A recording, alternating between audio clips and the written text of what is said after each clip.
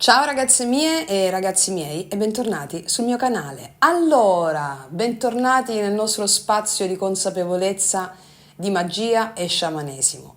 Quello su cui voglio mettere l'attenzione oggi è un argomento molto forte, molto importante e impattante nella nostra società attuale, nella nostra epoca storica. È una dimensione che conosciamo molto bene, è la violenza nella guerra.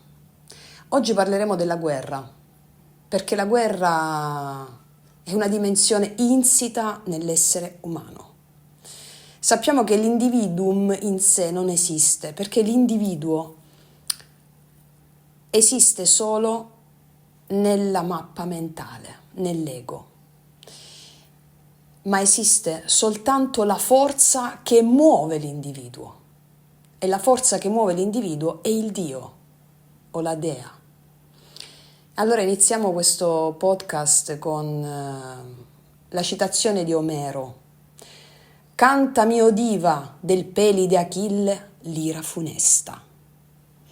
Allora Omero canta dell'ira funesta, cioè è l'ira funesta la protagonista, non il peli di Achille, che è solo uno strumento della dea.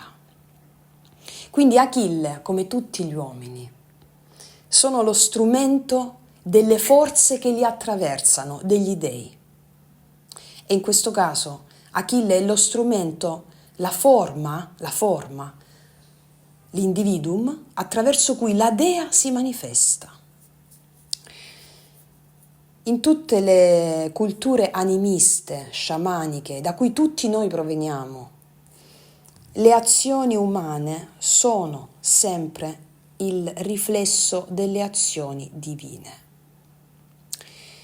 Anche nel Vangelo di Matteo, Gesù dice: io non sono venuto a portare la pace, io sono venuto a portare la spada. Quindi, questo cosa ci fa capire? Che la dimensione della guerra nell'essere umano è ineluttabile. È ineluttabile la dimensione della guerra e della violenza nell'essere umano. E allora sappiamo che la guerra quindi non ha però ragioni logiche per scoppiare, però scoppia. Perché? Perché la guerra è dentro la natura umana e l'uomo non può evitare di fare la guerra. La guerra è un dio, Ares, e questo dio si manifesta attraverso i comportamenti umani e quindi l'uomo non può evitare di manifestare questo dio. Però c'è un però. C'è un però. Che cos'è l'esistenza? L'esistenza è amore e l'amore è lotta. È una lotta contro le stesse proprie resistenze al darsi.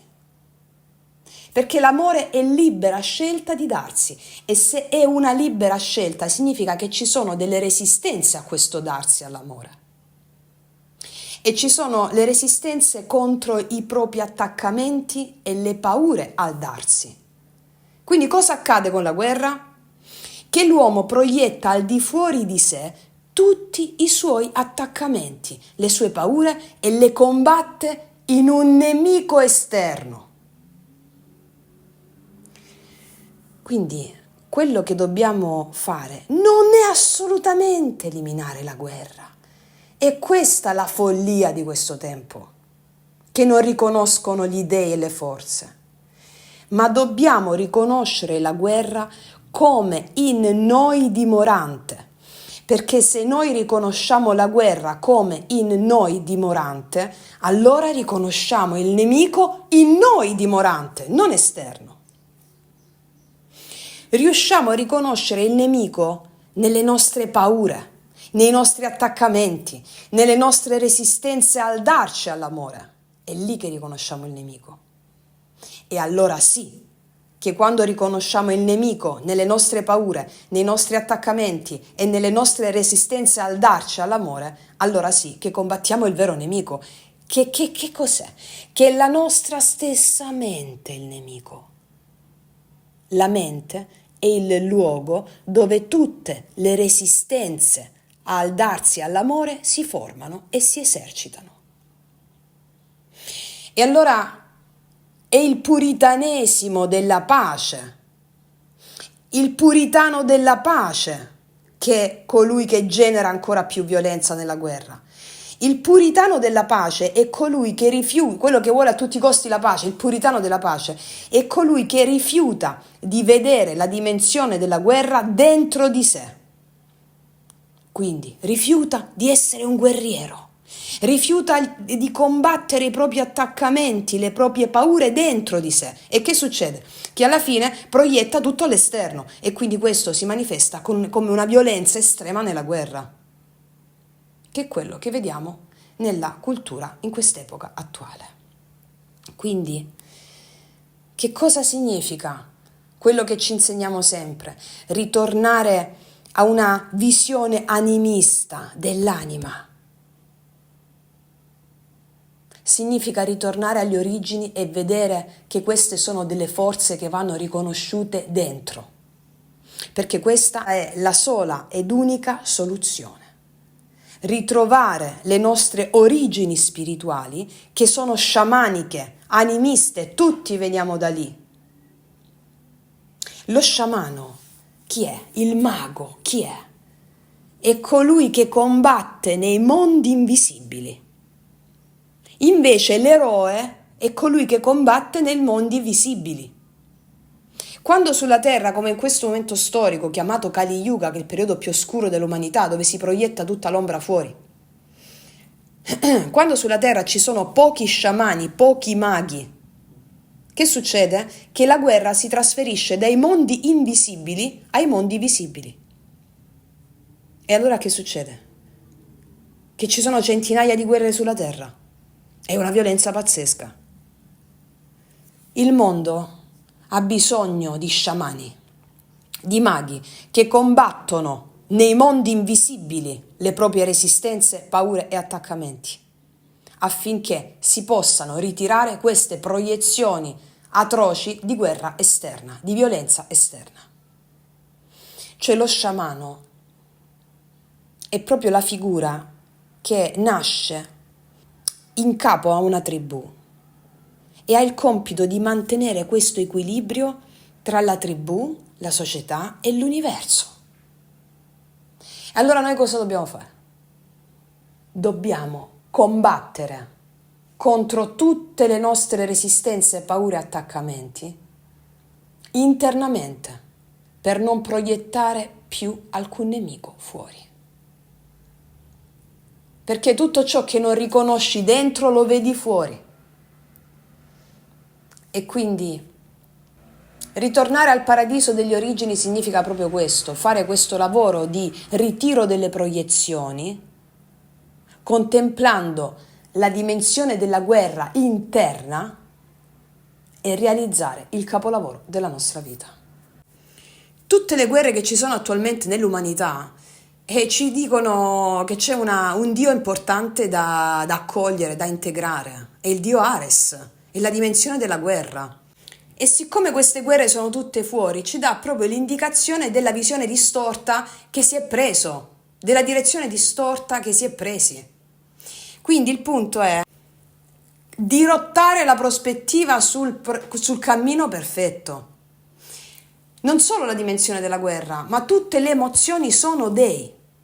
Tutte le emozioni, non solo la guerra, la rabbia, la tristezza, l'ansia, la fragilità, la solitudine, la frustrazione, sono gli dei. Quindi devi convivere con le emozioni in un modo che possa reciprocamente potenziare, anziché indebolire. Mi spiego? Convivere con le emozioni affinché tu ti possa potenziare, anziché indebolire. Non avere paura dell'emozione, non giudicarla. Se la consideri un male, ti fa male, ma se la consideri un Dio, una dea che è con te, allora si instaura una relazione di reciproco potenziamento. Quindi quando guardi quelle immagini anche all'esterno di guerra o anche una persona che ti può fare innervosire o un personaggio televisivo o un personaggio politico, è sempre l'ombra tua che vedi proiettata all'esterno perché non la stai riconoscendo all'interno. Allora una formula psichica potentissima da dire è so che sto provando rabbia, so che sto provando inquietudine o qualsiasi altro tipo di emozione sia. In questo modo l'emozione ti autopotenzi e non ti indebolisce. E non importa se la tua mente razionale considera la rabbia, l'insicurezza, la fragilità, l'inquietudine, l'ansia in modo negativo, non importa. Se tu non ascolti la mente razionale con tutte le sue arzigogolazioni, allora tu ti autopotenzi mentre stai provando quell'emozione. Tu sei vivo perché provi le emozioni, altrimenti non saresti vivo. La vita è emozioni. Quello che cambia tutto, per riassorbire il reale, come ti ho detto prima, per riassorbire tutte queste immagini, abbiamo citato la guerra oggi, di violenza nella guerra. Il problema non è la guerra, la dimensione della guerra, che devi vederla in te dimorante, ma è la violenza nella guerra, che la metti esternamente. Quindi quello che cambia tutto è il modo in cui ti relazioni alle emozioni. Allora, relazionati con coraggio. Allora di alla tua emozione, rabbia, inquietudine, frustrazione, tristezza. Bene, se sei qui con me, allora voglio esserne all'altezza. So che sto provando rabbia, so che sto provando inquietudine, so che sto provando ansia, so che sto provando incompiutezza, so che sto provando debolezza, quello che senti. Allora, in questo modo cosa fai? Dici all'emozione, semplicemente ti riconosco. Ed è proprio come diceva Platone, gli dei vanno riconosciuti, altrimenti ti asfaltano. Quindi facendo questo semplicemente dici al Dio, all'emozione, ti riconosco come in me dimorante. La dimensione della guerra, la dimensione della lotta, la dimensione della rabbia, fragilità, ti riconosco come in me dimorante. E allora utilizzi la formula psichica che continua dicendo: prendo ferma risoluzione di avere fede in te. Perché? Se una persona riesce ad avere fede nella propria rabbia, nella propria ansia, nella propria timidezza, nella propria tristezza, allora diventa un Dio. Un detto vecchissimo, importantissimo, dice: fragile come un uomo, tranquillo come un Dio. E allora non giudicare l'emozione, so che sto provando questo, voglio esserne all'altezza. So che sto provando questa emozione o quest'altra, non la giudichi, ma semplicemente la vivi come forza, cioè come vita. La vita è emozioni, altrimenti non saresti vivo. Tu sei sulla via dell'assenza di mente in questo modo, perché questa è la via della vita vera. Senza avere paura della vita, cioè senza avere paura delle emozioni. Se hai paura delle emozioni, hai paura della vita stessa. Ma tu, con la consapevolezza, sei sulla via della vita vera. Ed è proprio questo che ti fa fare esperienza vera e diretta della vita, la pura esperienza spirituale, l'empirismo radicale. L'empirismo radicale.